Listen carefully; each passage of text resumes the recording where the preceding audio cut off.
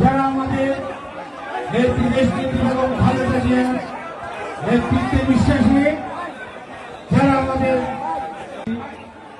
আপনারা মঞ্চটা পরিষ্কার করে দয়া করে সমাবেশের পরিবেশটা বজায় রাখে।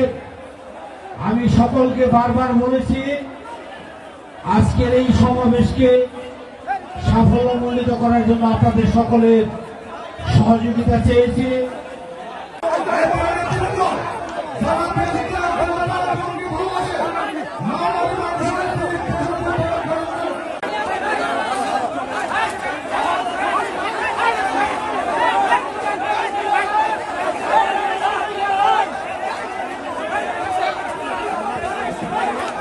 আপনারা দয়া করে মঞ্চ খালি করে দেন।